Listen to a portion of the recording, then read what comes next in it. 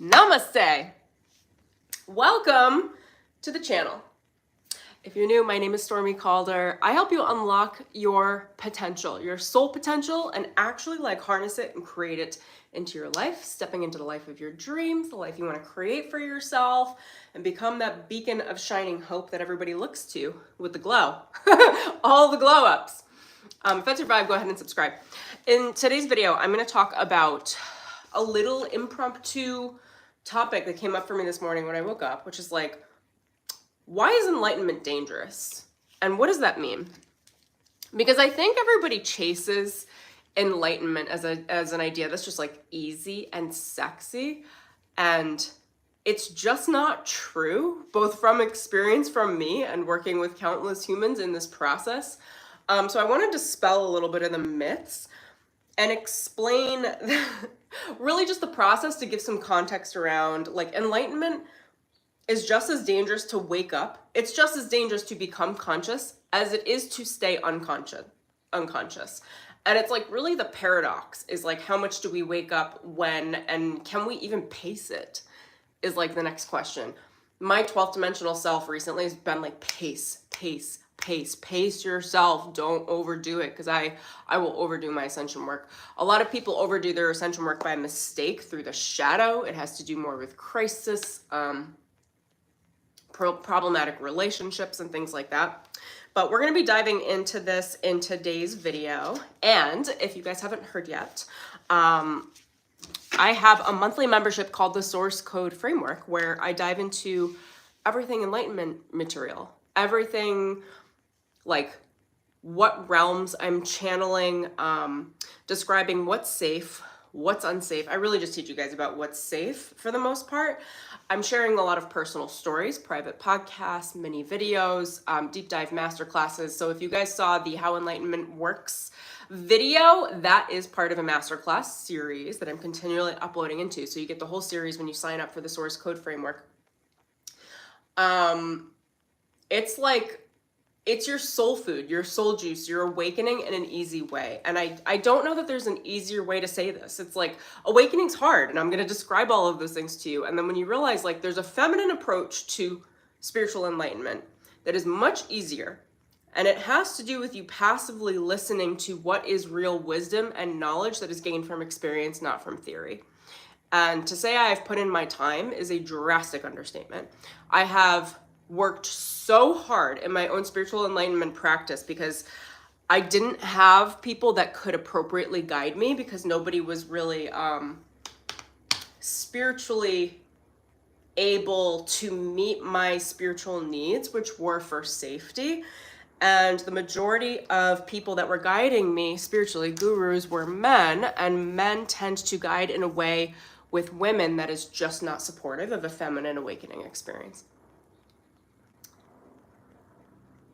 So I have taken full time for the last five to 6 years, my time in doing my own channeling and my own ascension work, and God knows I'm a fucking pro at it, to go down the rabbit hole, work the paths, work the understanding to know what to do, what not to do. And I can share that now with both genders in mind. What's beautiful about the ascension work that I do and enlightenment work that I do is that it's safe for a feminine experience, and it is also practical for a masculine experience, as long as they are open to allowing their heart to blossom open in a feminine way. We don't need to teach masculine enlightenment experiences. There's plenty of examples out there. I honestly, I don't know that I even believe in it anymore. I think we're really missing the feminine approach to enlightenment and the feminine approach to ascension, which is gentle, loving, trusting, also strong boundaries. Knowing what to trust, what not to trust. Not everything can be trusted. And,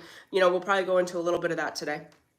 So anyway, if you're interested in that, I'll leave a link in the description below. We kicked off already, and we're going to be doing this through the end of the year. So you can sign up for the month-to-month option. I got a couple payment options, or you can sign up for the through the end of the year. And if you pay in full, I've got some fucking amazing bonuses. I will give you complimentary access to my program, Break the Mold, which is a really robust program to teach you how to step into your highest potential as a human and how to do that. And then I have another pay in full bonus before May 5th. If you sign up before May 5th and pay in full, I'll give you complimentary access to a one-to-one session with me, which not only are completely invaluable, like talking to me is absolutely life-changing. Like I have soul contracts with souls. People that are led to me and led to session with me are here to change their lives.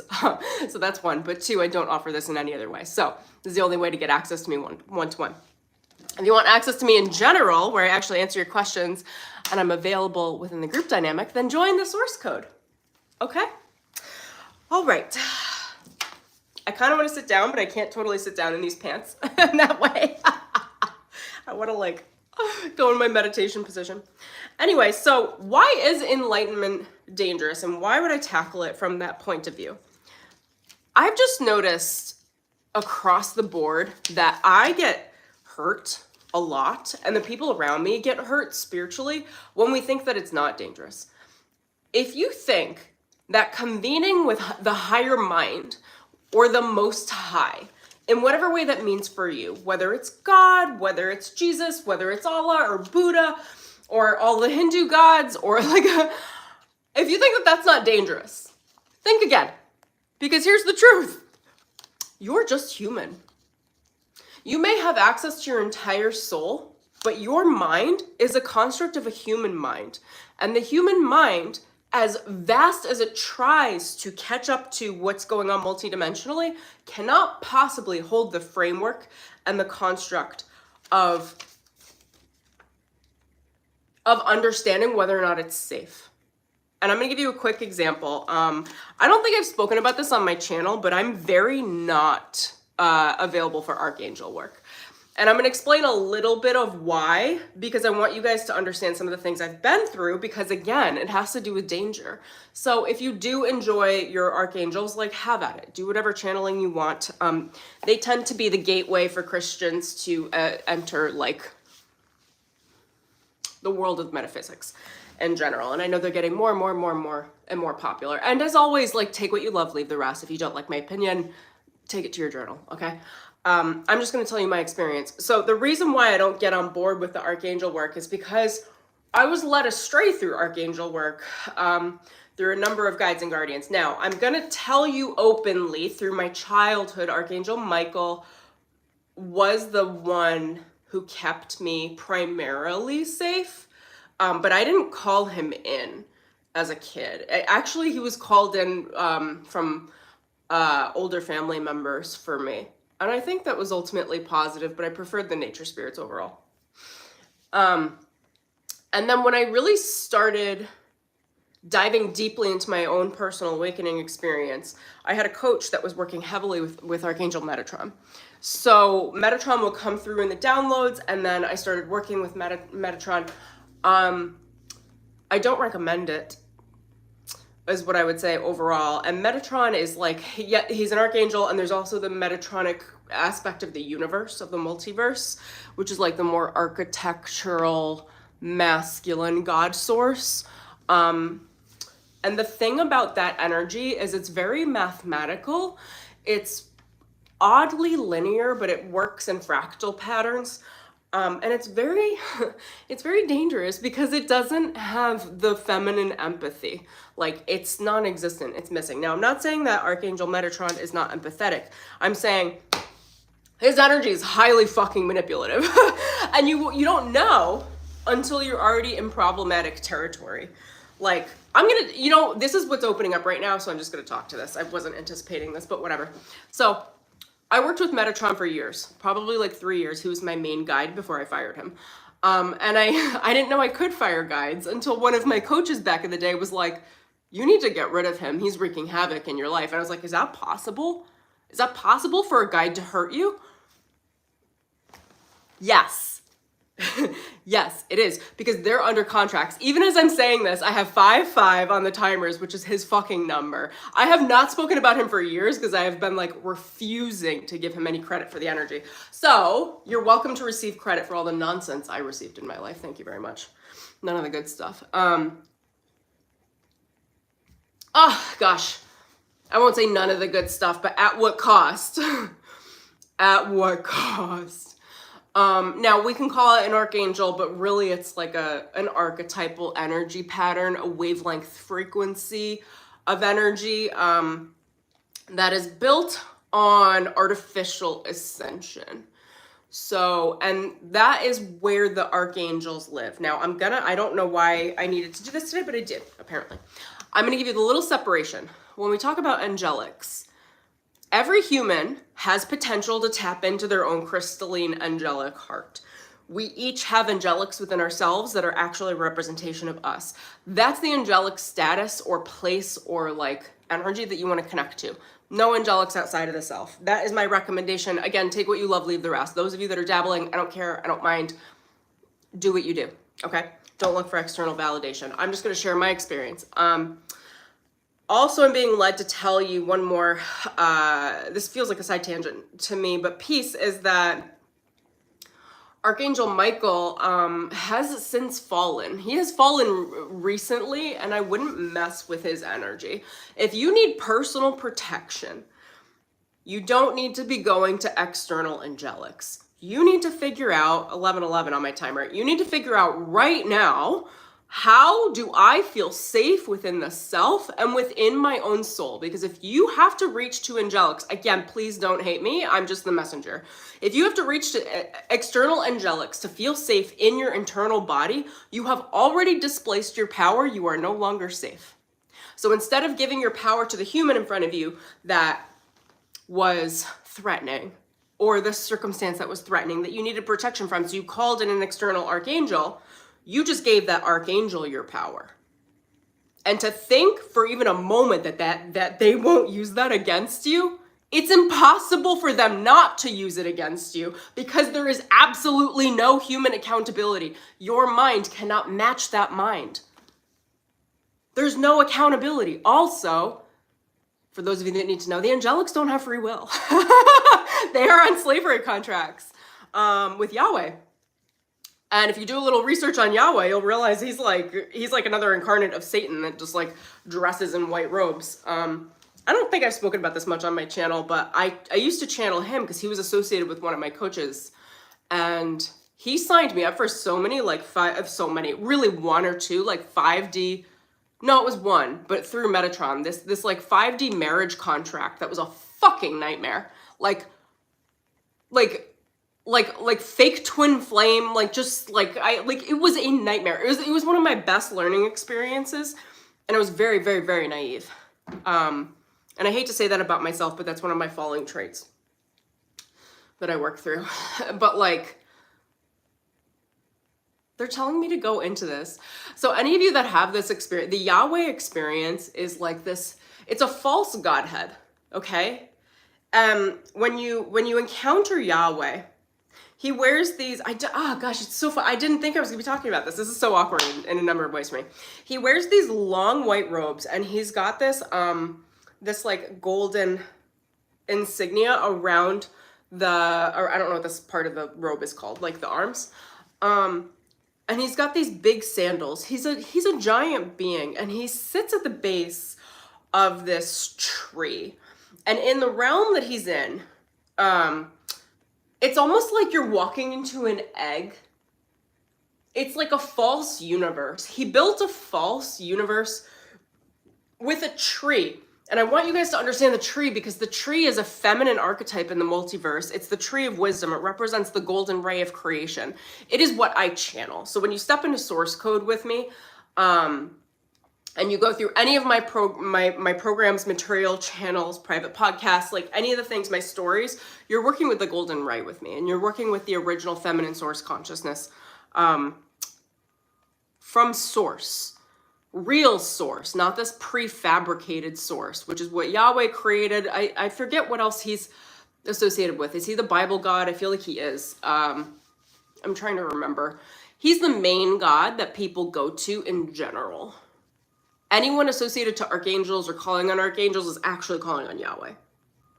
Yahweh owns a lot of the soul contracts in this universe, and he presents himself as very giving up front. And they're very covert, manipulative soul contracts. The same with the archangels, is that they show up, they say one thing, they smile, they save you. I saved you from the demise of what you were walking into. I am your savior. That's like archangel territory. I'm putting them all in that basket, by the way. I don't have anything for any of them. And when they show up, I just ask them to leave. Like, I don't know what else to tell you. And I'm polite about it, but I'm always like, okay, you're an archangel. Yeah, I know who you are, and you can leave, and I will replace you with my internal angelic frequency. Because we each all have, I won't call it an archangel, but an equal, but not separate from the self version of that angelic status within ourselves.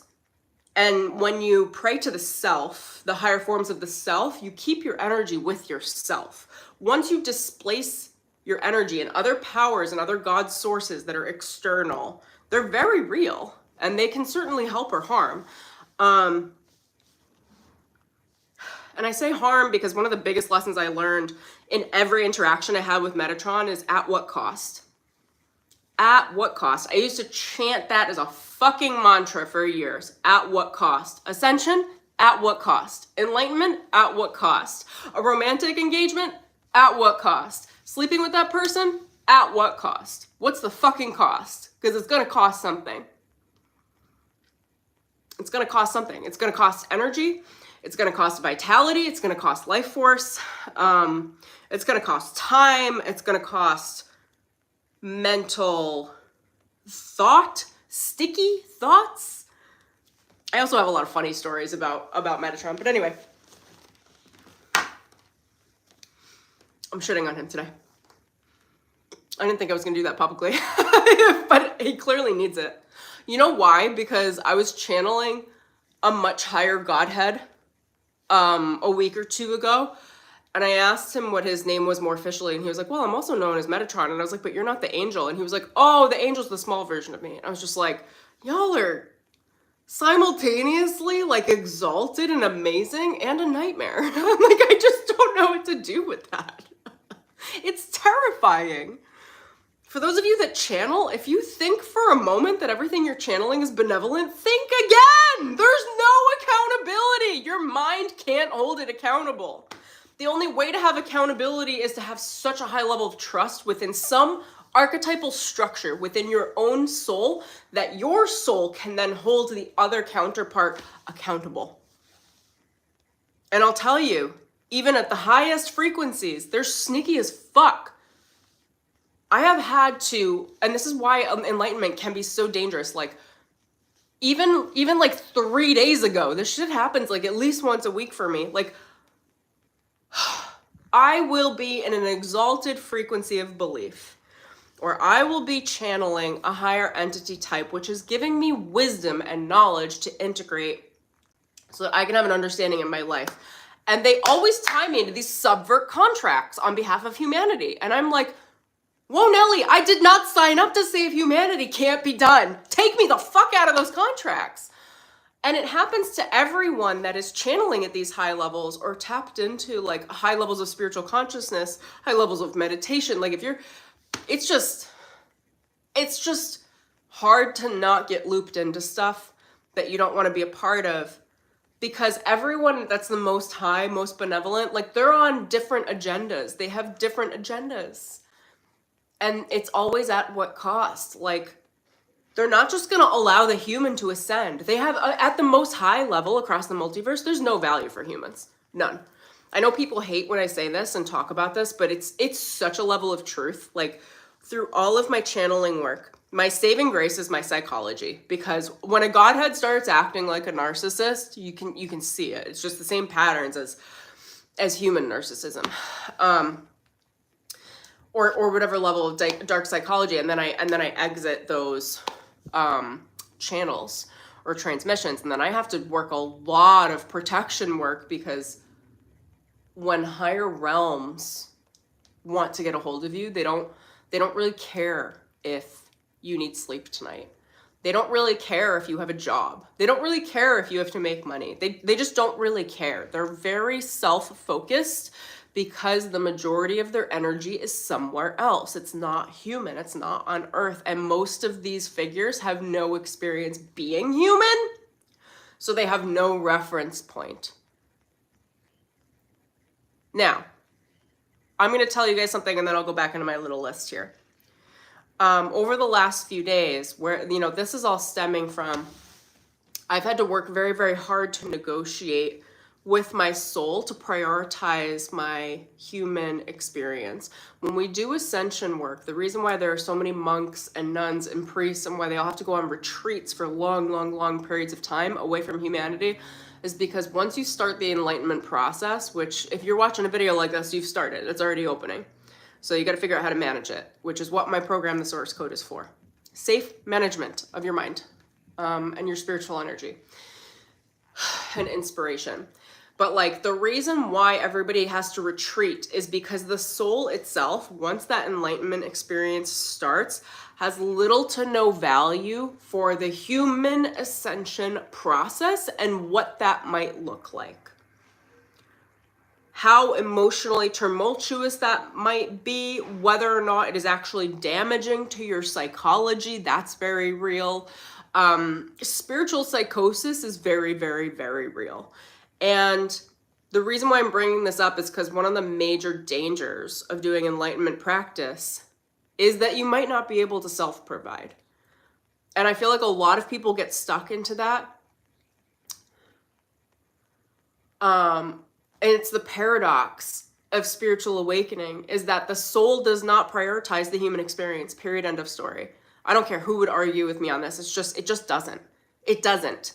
If you want your material world to be prioritized, you're gonna have to fucking argue to get it or align with someone like me who already has all those codes and will reinforce your energy through the programs that I have to bully the way up and say, soul, you're gonna listen to the fucking human. The reason why the soul doesn't prioritize the human experience is because the human mind typically does not understand the map to spiritual awakening. So the soul has little to no patience to wait for the mind to figure it out, because evolutionary, this planet's not there. And it would prevent the soul from being able to ascend. The soul prioritizes itself. And whether or not the human is on board with that really doesn't matter.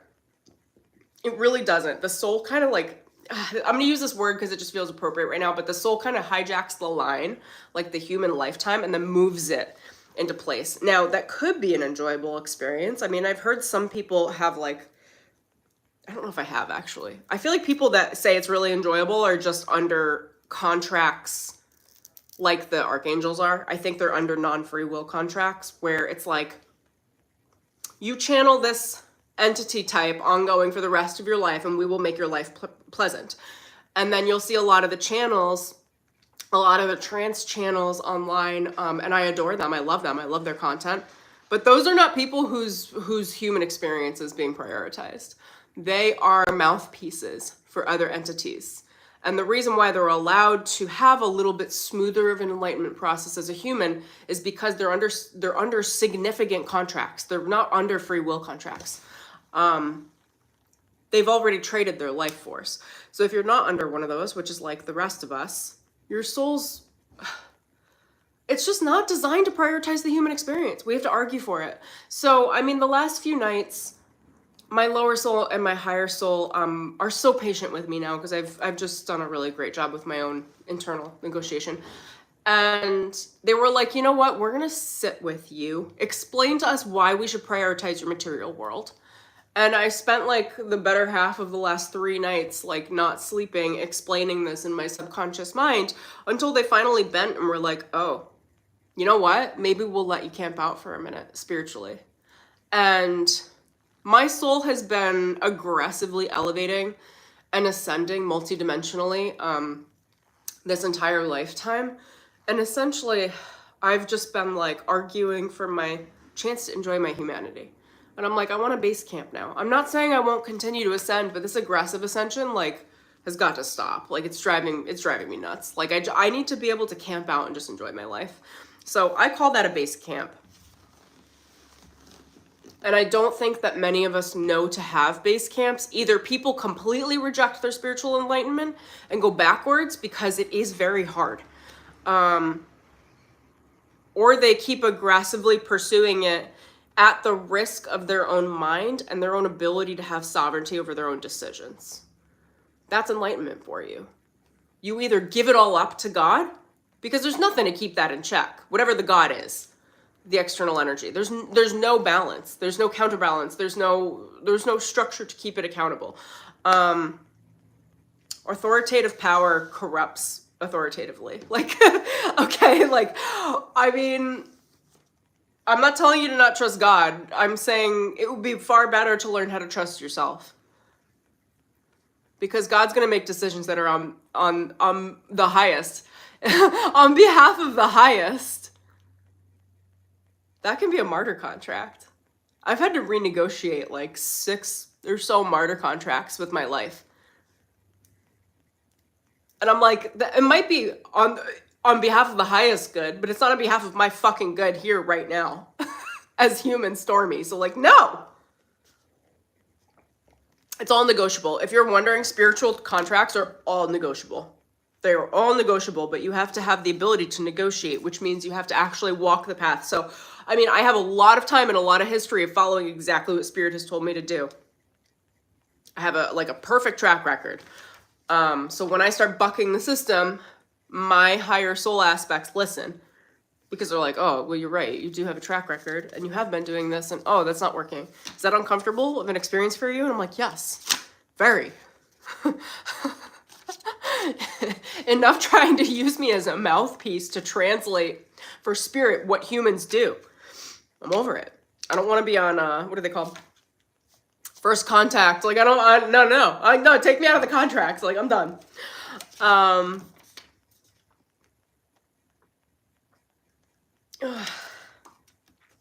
Okay. Let me reel myself back in here right now. Where are we at? 26 minutes. So I told you other personal stories. So, I mean, why is enlightenment dangerous?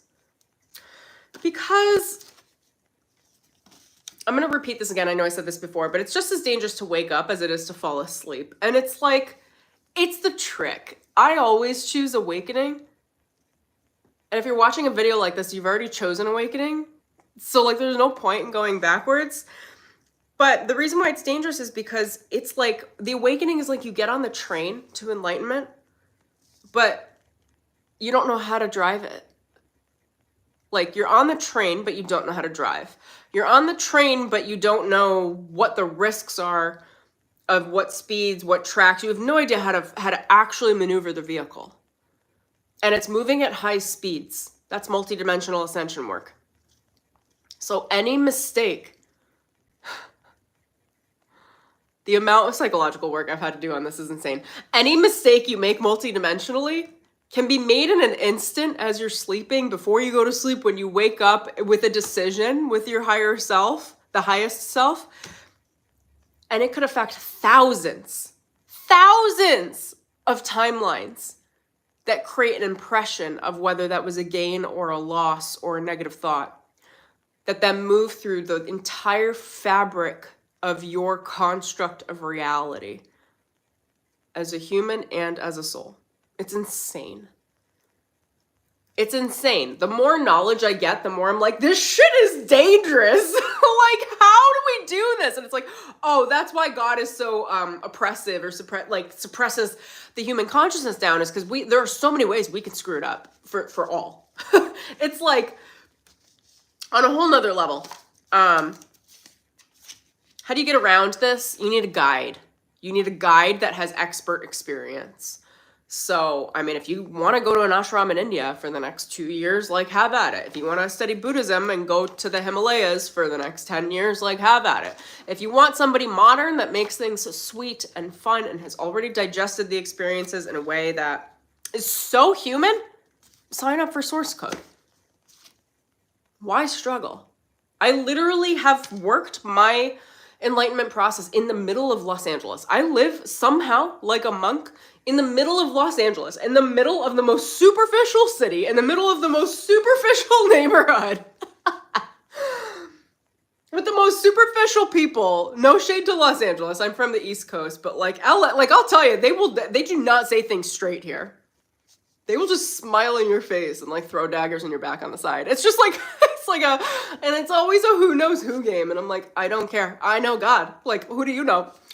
And somehow, by some act of grace, because this is where I wanted to do my work, and because I am a grid worker on these grids, is that I have managed my entire shamanic experience while being nested in the center of Los Angeles. Like, I know how to ascend in the middle of modern age, in the middle of doing your normal everyday stuff, like working, like finding people to hang out with, going to community groups and meetings, or like actually enjoying your life and being able to retreat at the same time, being surrounded by urban culture, having to work through normal like human dynamics where not everybody understands you, not everybody cares to understand you, and navigating that. Like, I have worked my the bulk of my ascension work in the middle of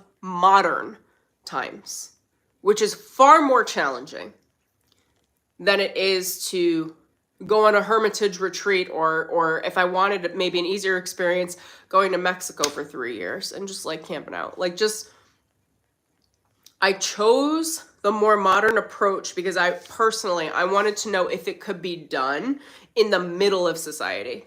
And it can be. And that's where I teach from. It can be. We just need to share from the perspective of understanding soul food, understanding what's true and what's not, and baking it into multiple aspects of our day, our week. It becomes your lifestyle, and understanding how to balance that with real life, with conflict, with boundaries, it's not all just peace, love, and light. Like, sometimes you gotta throw bows. Like, it just, they really come hand in hand in modern society. When you're retreated, you don't have to throw bows. You can just like be eternally open as a blossoming flower. But my heart is so open, and it's like, if I open it in the wrong time and place in Los Angeles, I can get hurt energetically first. And which is why I would never recommend people to just like awaken quickly and then go into society. It's like, you're gonna get torn to pieces. So there's a real gentle process of setting constant boundaries and then guarding the heart. Most people will talk about that being an issue, like, oh, don't guard your heart. And it's like, if you're not as awakened, yeah, open your heart. If you're really awake, you better start guarding that heart, because you're going to literally start collecting other people's shit. The more karma you release, the cleaner you are, the more of a magnet you are for other people's karma. Take that one in. Anyway, the enlightenment process is I would never want to do this without a guide. I've had to do it without a guide, and I would never want to. I'm an expert. I can, but I've put in the fucking time. While other people were partying, I've been meditating. Years and years and years of this. Lots of fasting. Lots of minimalism. I'm going to start shifting that into maximalism. That's what my guides have been telling me I could do now. They're like, we're prioritizing your human experience because you've argued enough for it. And I'm like, thank you. Give me my Porsche. So the thing about why enlightenment is dangerous is, one, often we don't have the tools to actually handle the waking up process. There are tools at the basic levels of waking up. 3 on my timer, or at the religious aspects of waking up. If you're waking up within the construct of a religion, you'll have the base of that religion to help you wake up in the way that religion wakes you up. Of course, at what cost? Every religion has a cost. Those are not free will contracts, but they're training wheels. And when you're beginning, those training wheels are really, really helpful. They give us a base of understanding the universe when we're young. What you choose to do with that is up to you. And then as we move forward, there are less and less, I mean, it's an irony of a paradox.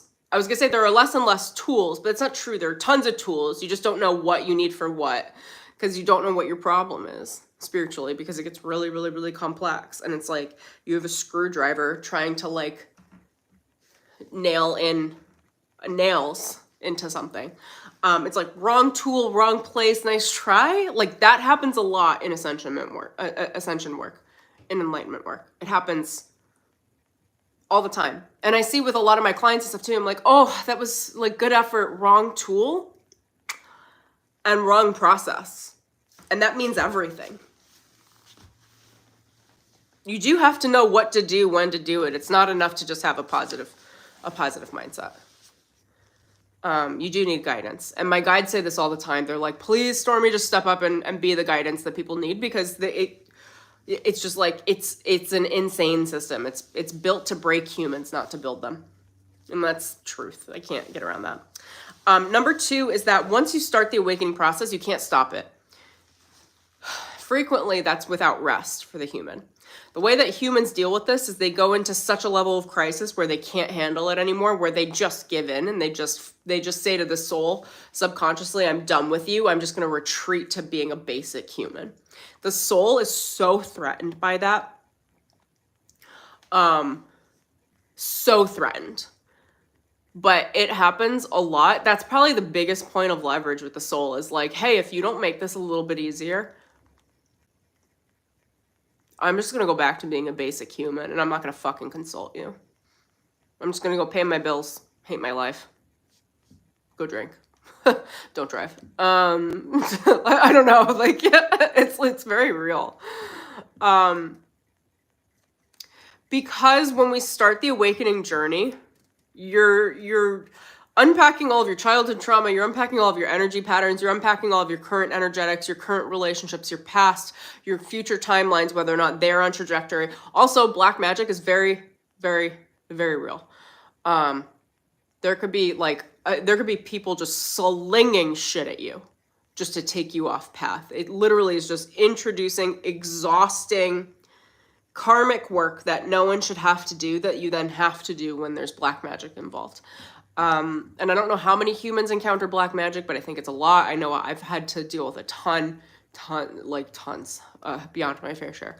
And also clearing that out of people around me too, just beyond the fair share. Yeah.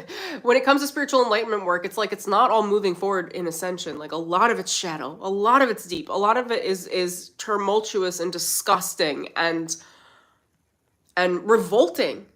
And I can be super light and I'm really positive most of the time. I'm just sharing the real experience. I'm like, what's the shit that I never talk about? I'm like, my enlightenment journey, at least 50% of it has been revolting. Like, would make any of you want to throw up immediately if I started telling you some things that I've either been involved with, had to deal with both spiritually and physically. Revolting. And a lot of us will be like, oh, well, but we invited those experiences and that built me into who I am, which, okay. It doesn't make it any less revolting. That's a lot of compassion I have for humans that I work with, humans around me and humans in my programs, because I'm like, I never assume you had it easy. Because I understand the danger of awakening. But anyway, once you start the awakening, you can't stop it. So, and if you try to stop it, or you try to reel it in, or you try to control with your ego framework, the soul will overdevelop you on purpose to force you out of that construct. So it makes it even harder. And it's a lot psychologically. It's a really, really hard process to manage. Now, how do most people handle this? I've seen this firsthand over and over and over and over and over again, dozens of relationships. When it is at this pivotal point of being this hard, most people, like 90% of people or more, give into demonic strongholds. What is that? Generally, it's bad relationships or it's addiction. A lot of times it's just bad relationships. I've noticed like the biggest addiction patterns are relationship patterns with people, I think, more than substance. And I think substance is just what do you call it? It's like following the relationship addiction. Because it all has to do with how we receive love, whether or not that love is real, whether it's conditional or transactional, which most love is, how we experience it, how we choose to experience ourselves, how healthy it is. When we can't stop the awakening, and higher realms count on this from humans, and it feels like too much. The human can't manage, so the human just gives up and either gives all the power to whatever God source they're working with within the soul contract, or they give the power to a demonic stronghold. So shitty relationships, abusive relationships, it's less about the relationship with the other human, although that's karmic. It's more about the fact that if there's a big pattern of abuse, that's a demonic force. That's what we call like a stronghold or like a karmic attachment, but they're evil attachments. They also could be known as like fallen angels or archons, which are the severely negative builders, like demonic. And those energies attach themselves to humans that then express or channel.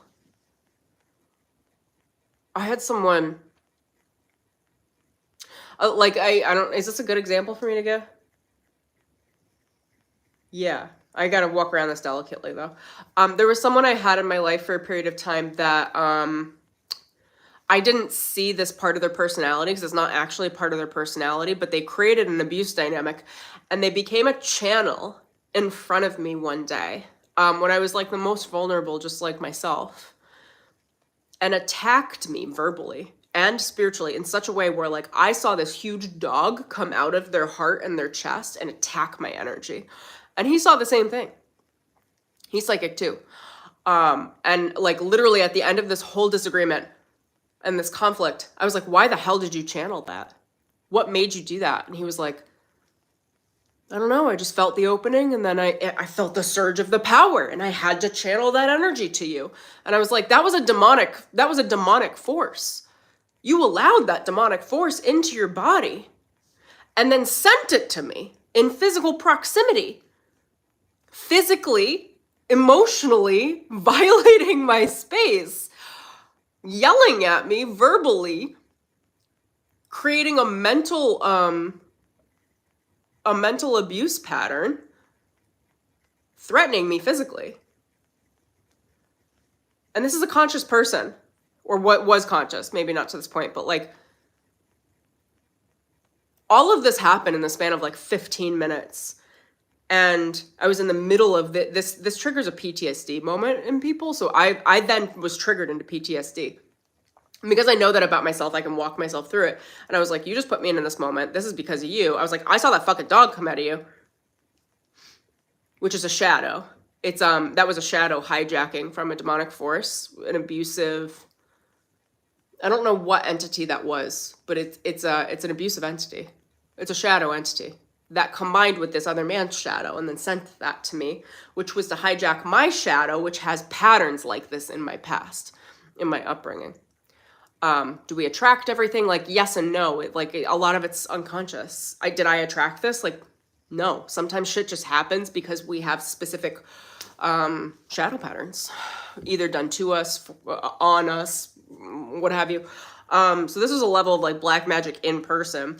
And he was conscious enough where after this whole thing like ended, he was like, I think I just did something really bad to you. And I was like, yeah, I was like, I don't think you're gonna be able to repair that ever. I think this is it. Like, and I just walked away. I was like, I'm done. Like, I cannot. That's an example of like most people would get, I don't know about most in this situation, but typically when we can't handle all the ascension and enlightenment work, we will default and just accept shitty circumstances in a relationship or several relationships that hold us down, or we will give ourselves up to God in a martyr complex. It's one of two. So either you end up in some level of psychological or violent or abuse pattern one way or another, which could just be emotional, it could just be mental. I don't know. Like, it's different for everyone. Whatever your patterns are. Oh, excuse me. Or you end up in a cult. Like, the cult of yoga, the cult of a family. And I love yoga, but there are a lot of cults. The cult of churches. Like, I don't know. Like, everybody's got a fucking cult. There are a million cults. I'm the best at like cult deprogramming for myself. I'm just like, oh yeah, whatever. Like, we'll get out.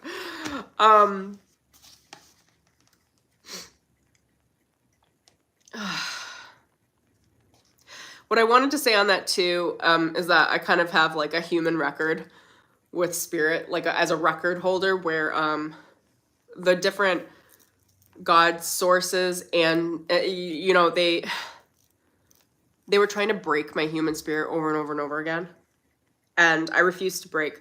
And I'm like probably the only, if not one of the only humans on the planet that can handle every level of like demonic strongholds solo. Most people have to do it in relationship and twin flame dynamics. They need the other counterpart in order to battle, and I don't, because I didn't have it. I didn't have it. And I was like, so either I'm going to get pinned to the ground energetically and emotionally speaking, or I need to fucking learn how to battle. So I learned how with a lot of different techniques. Ultimately, I'm like, what are we saying right now? You're safe with me. You're always safe with me. I can handle all this shit. Like, I'm very protective. With the people that I work with and everyone that are in my programs, and source code, same thing. And it's, you know, the way that I do spiritual enlightenment work is not like, it's very gentle. So I'm giving you like the context right now of what's not gentle, so that when you guys get into the program and you're with me in source code and it feels easy, like, don't fucking take it for granted. Like, it's easy because I designed it that way.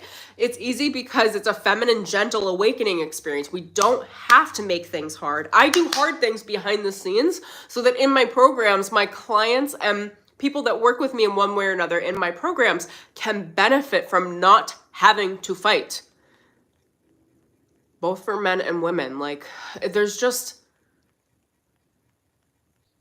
the dog eat dog complex that I have to deal with spiritually all of the time. Is just exhausting. It's just exhausting. If you want some relief for that, I just posted a masterclass and a meditation in the source code framework on spiritual protection that is fucking clutch. That, like, it's taken me my entire career to get to this point where I was able to channel and download that in, and I kid you not, both positive and negative entities wake me up in the middle of the night every night. And since I started doing this specific visualization and meditation practice that's in the source code, I uploaded it this week.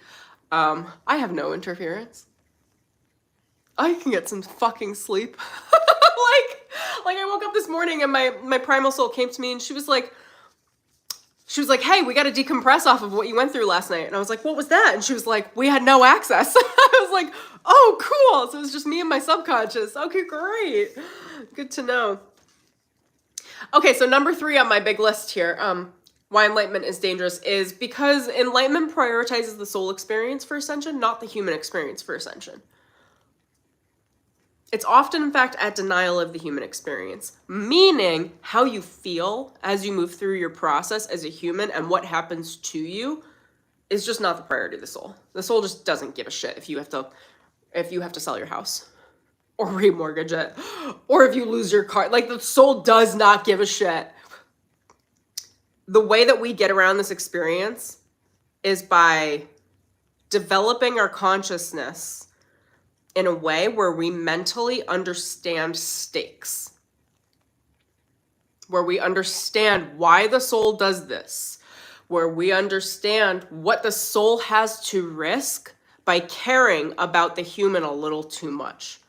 Because the soul has a lot to risk if it does that. That's why they don't treat us with that level of respect, because if they did, they would deny their higher ascension.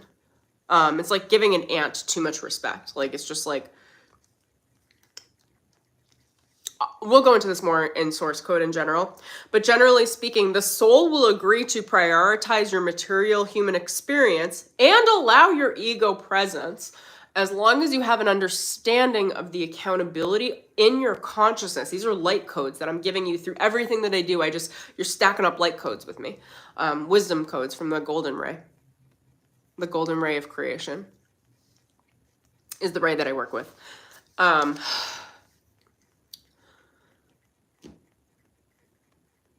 When the soul understands that you have a certain comprehension of what it can risk, and or a comprehension of you knowing how to stay safe in the human experience without getting involved in demonic strongholds, you feeling so safe energetically that none could approach you, then the soul will begin to prioritize your material experience. The only way that happens is with proper guidance. The soul won't do it otherwise. The way that I do my guidance too is I always teach you guys to go back to yourself, because everyone needs bespoke guidance. What I've needed the most is I needed perfect guidance suited to me, because of my circumstances, and nobody's any different. Like, I wasn't going to go to India and retreat. I wasn't. Like, it was never going to be a part of this experience.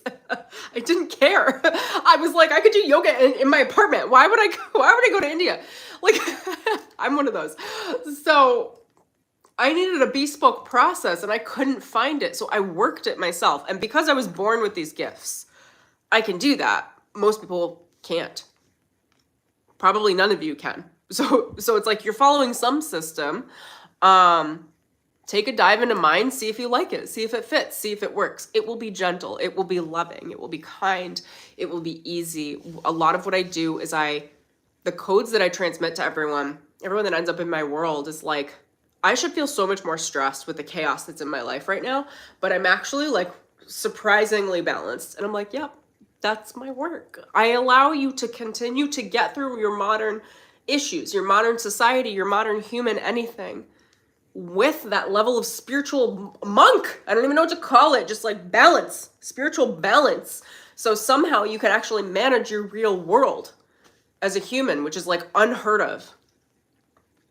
Anyone that's doing it is jumping into another system or codependency or negative relationship patterns in order to cope.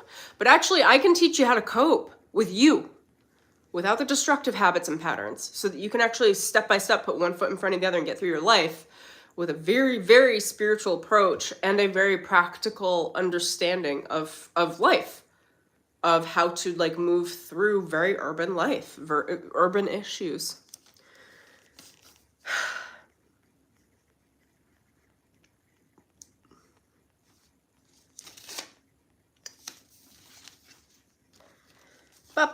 Okay, my last piece here is that number 4 is that there's no way to like pause spiritual awakening without causing a crisis. It's like if you want to stop your spiritual awakening, it's like a train jumping tracks or diving into a wall or like crashing, or it's a very difficult experience. And I actually do know and have heard of a lot of people that end up having to crash out of their spiritual experience. They go through another dark night of the soul, and then it takes years to wake back up to get back on track again. It's hard to stop because there's a lot of momentum building through your experience spiritually. Now, when people align with me and my energy as a teacher, I have a way of slowing that momentum down to give you time and space as a human to catch up with what you want. That is something I work with spirit ongoing, because spirit is very urgent. Everything is urgent with spirit. Because things are so immediate. They don't have time the way that we have time. So everything comes with a really high level of urgency. Like, make this decision now. Do this timeline jump now. This needs to be done now. And honestly, like, with spirit now, I'm just like, if it bothers me or if it's something I need to think about, I'm like, give me 6 hours. Give me 12 hours. Talk to me tonight. Talk to me tomorrow morning. No, I'm not making that decision right now. No, I'm not inviting that person into my energy now. No, I'm not like signing up for that contract. Like, that was the most one recently. I'm not going to tell you the contract, but I just like, I was like, let's halt all fucking negotiation. My human needs attention, a lot of attention. And I've been doing a lot of spiritual work and a lot of cleansing and a lot of minimalism and a lot of simplicity and a lot of removing all the fucking toxic relationships. And I'm like, there's none left. They were all toxic. I was like, so we need the time right now for the human to re-cleanse, to attract better karma, to attract better circumstances. And I told spirit, I was like, I'm not running on these bigger contracts for you. My human needs to be taken care of now. My human needs to be prioritized. And I feel like I've been very generous with spirit. Spirit knows that about me. They said that yesterday. They were like, we've really taken your spiritual gifts and hijacked them. And I was like, I'm aware. I'm aware. The gifts were given to me so I can navigate my life. Spirit saw them as an opportunity, and I've had many, many spirit guides hijack those gifts and use them for their own personal agendas. It's why I can speak to this. Is that all in the highest good? Sure. At the negativity of like what my human mind and heart has to go through in the day-to-day experience, that should never be a human experience. Sure. What's the benefit of that? I can guide you. That's the fucking benefit. I was born to be a spiritual teacher. I can guide you. That's why I went through all this nonsense, because I could actually make it out alive.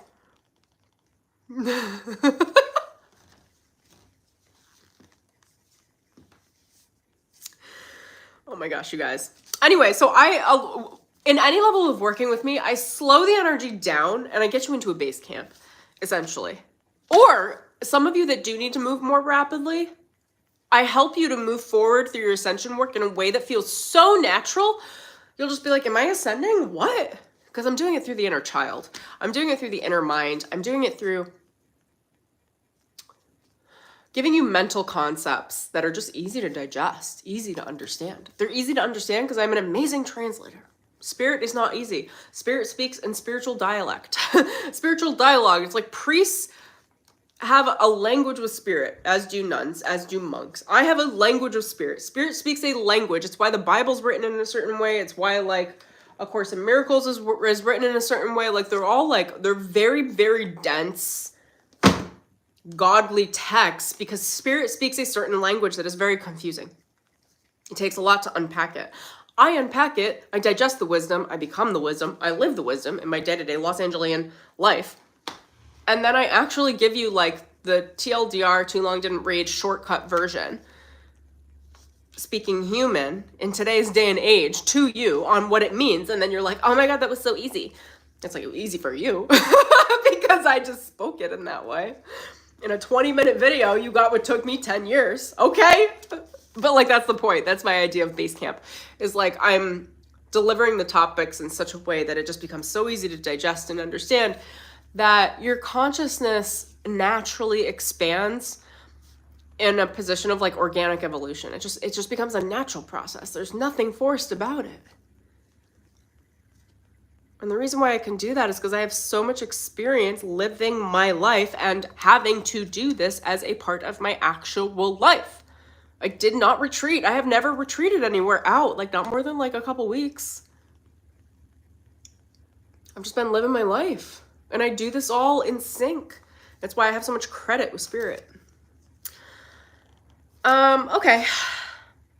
That's what I got. If you loved this conversation and want a safe ascension practice, a safe container for your enlightenment, for your human, for your inner child, for your mind to awaken in a way that feels fun, that feels engaging, that feels uplifting with none of the baggage.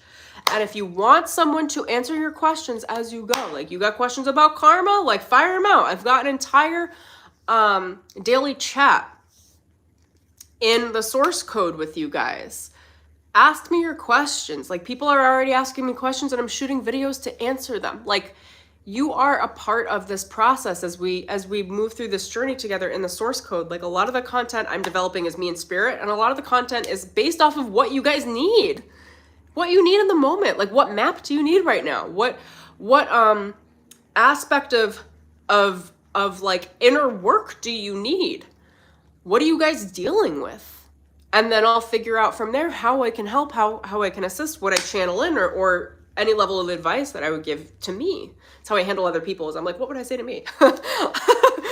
What would I say to me?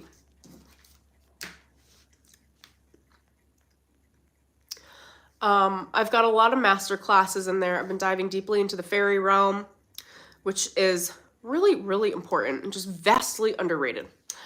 And I have an entire series on how enlightenment works. I have probably a dozen meditations uploaded in there. My meditations are my energy work. It's how I deliver codes to you through both your crown chakra and through your body, through the cellular memory, for you to wake up on your own time. I'm not one of those that will ever go into anyone's energy field and manipulate things into place. It's non-organic. I don't believe in it. So I deliver my energy healing through meditative experiences that actually change your energy structure. It changes your consciousness, and you take on what you have the ability to take on from the meditative experience, so that there's never too much awakening, which can be painful, and there's never too little. It really just meets you in an adaptogenic way right where you need it. I've got many meditations. The meditations I've uploaded into the source code framework are all based on energy medicine. So essentially I outline a problem, an emotional problem, and then if you are encountering that emotional problem, then there's a meditation for you. So one is like, if you've got a lot of people confronting you and you feel like people are interrupting your ability to manifest and interrupting your life, I have a meditation to stop all mirroring, which is really important because the universe is constantly mirroring, to give you a break from the mirroring experience so you can actually build some momentum.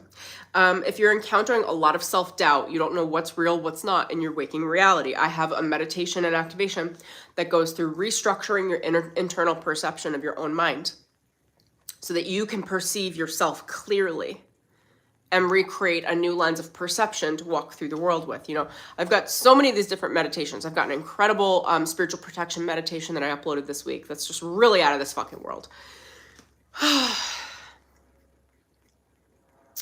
And then as far as the program goes, it's a monthly program. I do recommend signing up for the entire year, going through the end of December. If you do, my guides will actually keep you up on your own energy work. They've agreed to that. You can learn more about that on that landing page. What else do I want to say about it? Throughout the month, I'm uploading curated posts of things I find for my own ascension work that I find really valuable. Answering questions, uploading short videos, long form videos and master classes, private podcasts. What else have I got up in there? And meditations. I'm going to be doing distance energy work. And then also, if you guys sign up this week, I got to figure out my date, but next week, likely I'm going to be doing a live reading in the group. So if you sign up, you'll have access to do a reading with me live, which I don't offer. Like, I get people that email me all the time and want readings, and I'm like, I don't. I'm not doing them anymore. And I'll tell you why, is because my energy is so intimate that like when people step into my energy field, I'm like, it feels like a one-night stand energetically. I don't know how psychics like do just one-off readings. I'm like, no, you're gonna stay for a while. Like, we are not one-offing this. But in a group dynamic, that's fine and easy for me. So I'm gonna be doing a group reading coming up soon. So if you sign up this week, you'll get access to that in the monthly membership. Oh gosh. I think I'm going to leave that there. And if you decide to pay in full through the end of the year, you'll get access to my program, Break the Mold Complimentary, as well as a one-to-one 90-minute session with yours truly, a reading and an activation. So that's what I got for you guys. Thank you for joining me in this video. Hopefully you learned something, either about yourself or about Ascension. And that's what I got. Enjoy your day. All the love. Okay, bye.